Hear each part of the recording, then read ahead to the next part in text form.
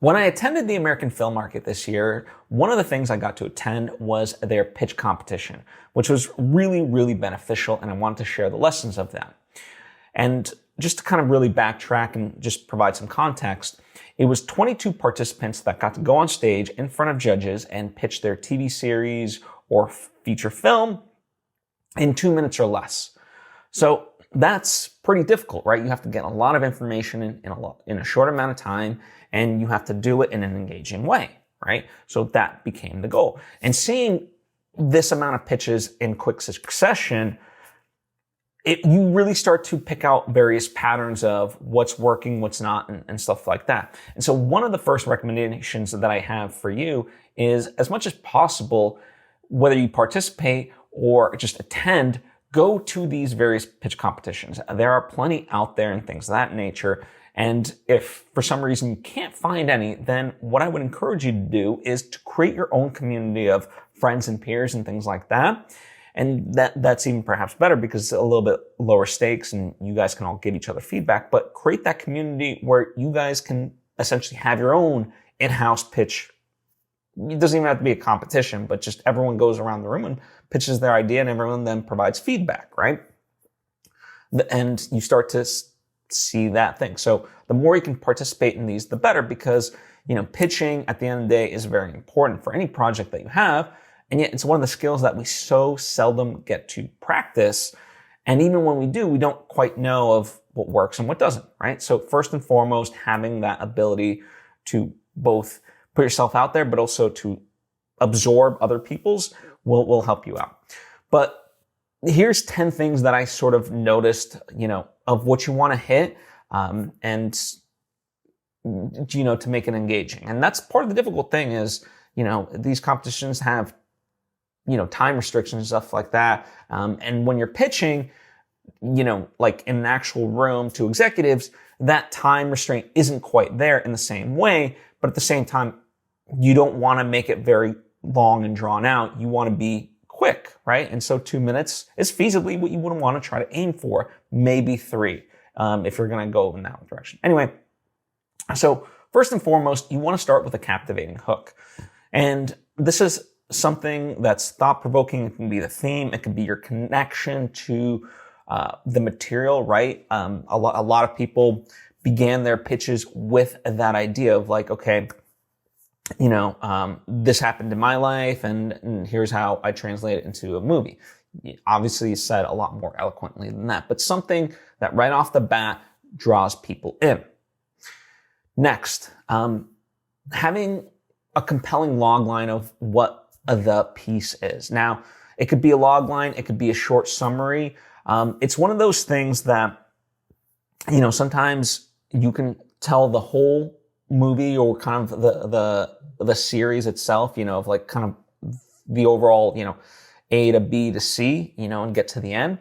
But what you don't want to do is like provide a whole treatment where you're just going on and this happens and this happens and this happens, because from my observation, that became quite boring. So, even if this part of it is lengthier where you're like really highlighting what the story is, you can do that, but focus on the major beats, the turns and the reveals and whatnot, and really draw people in, right? Make that so exciting. This is the biggest part to kind of work on, to make sure that it is engaging, because there were a few times, that, you could see the judges being lost once there were too many details and things like that. And also they lost the audience where it's like, okay, where are we going with this, right?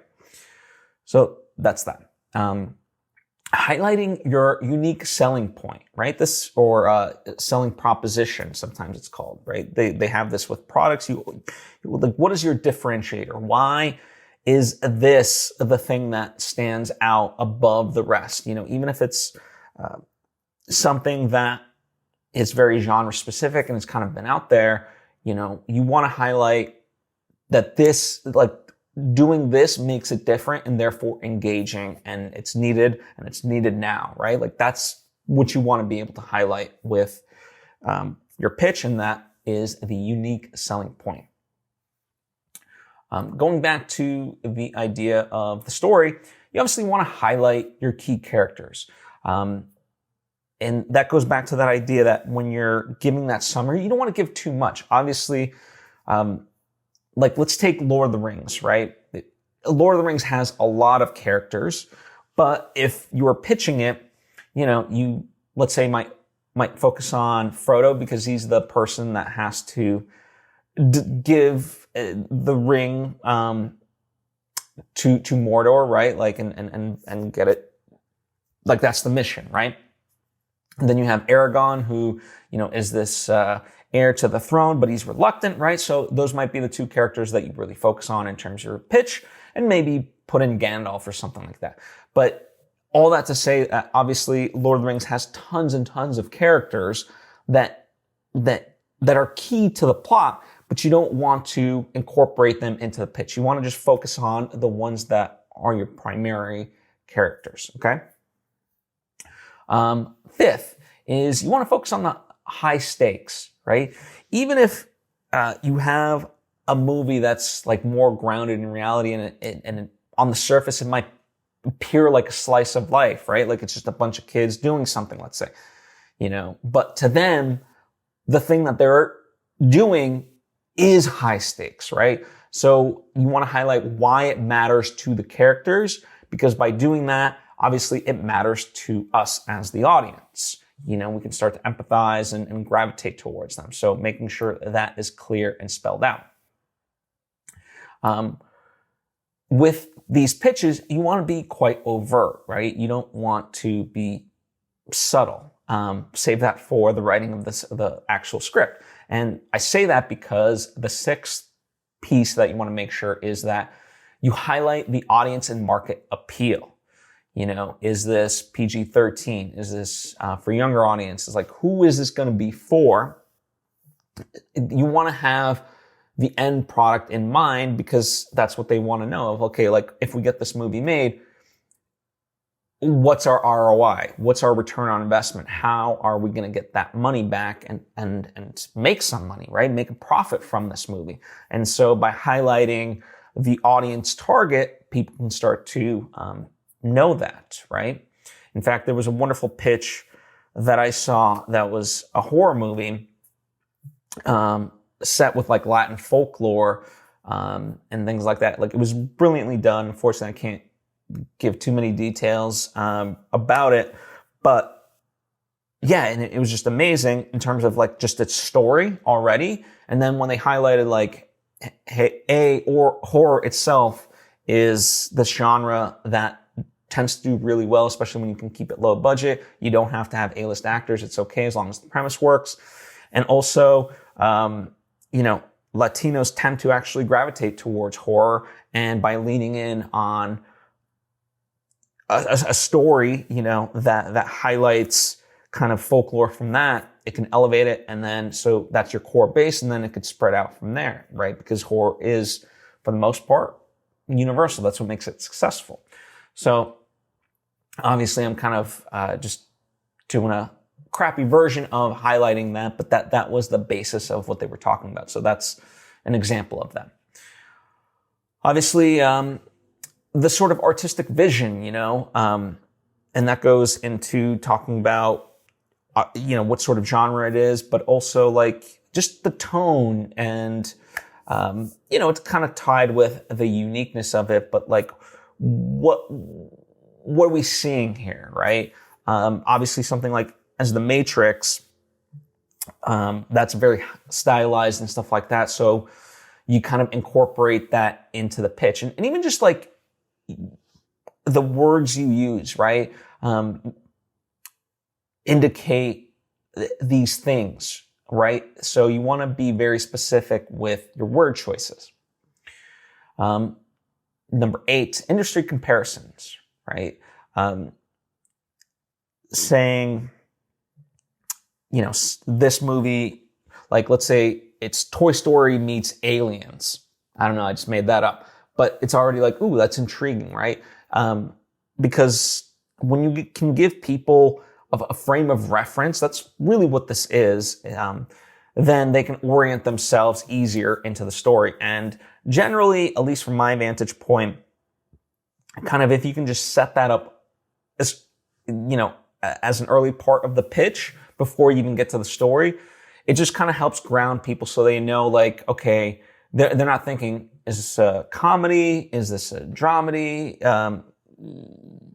Is this horror? Is this sci-fi? Is this fantasy? What is it? They're not wondering that. They're kind of already oriented. So that's why I like to kind of have this at the top of it, right?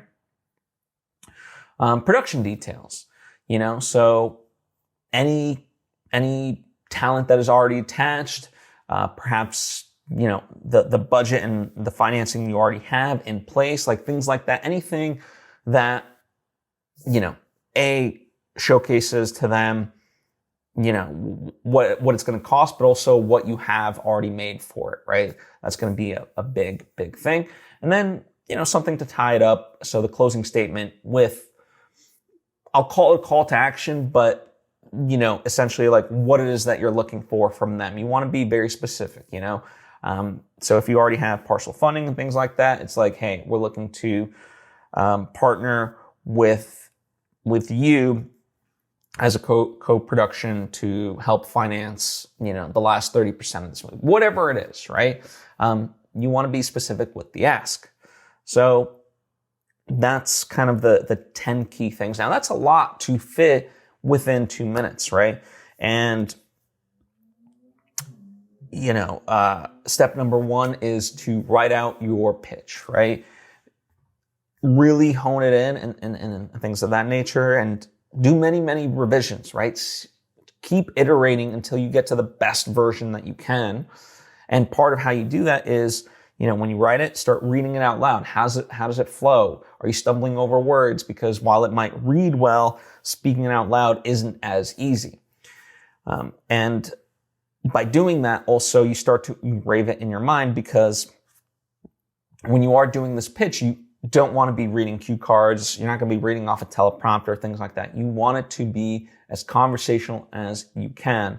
And so, having it memorized, knowing it, obviously that's the name of the game. And that's another sort of component to this, is that there were a few people that I saw that, because of the 2-minute time limit, they essentially took what could have been like 3 minutes, maybe even 4 minutes, and fit it within 2 minutes by talking real fast. And by doing that, they were really hurting themselves because no one could keep up, right? You want this to have ebbs and flows. You want to speed up when you need to. You want to slow down on certain moments, let people really take that in. It is a presentation, right? So you got to treat it as such and know that you've got to tap into your showmanship capabilities, or certainly develop them. And that's where that practice really comes in. And hence why I opened up talking about, just forming groups with your friends to do that. I mean, going into this, so I was not selected to partake in this pitch competition, but I was, in a sense, like potentially an alternative, meaning like they could have randomly drawn me out from the audience when they were done with everybody, and I could have potentially had a chance, right? So I still had to be ready. And so I was an alternative, but 2 of the people that I went to AFM with, they had been selected.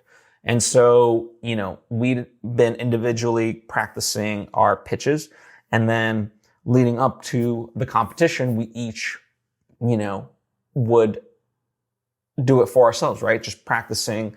And, at first we were reading off cue cards and things like that, but as we start to get better and better at it, we could take that away, and we could really start to shine. And, that was fun to be supportive. So make this a communal activity with your friends, your peers, and stuff like that. It'll just help elevate you.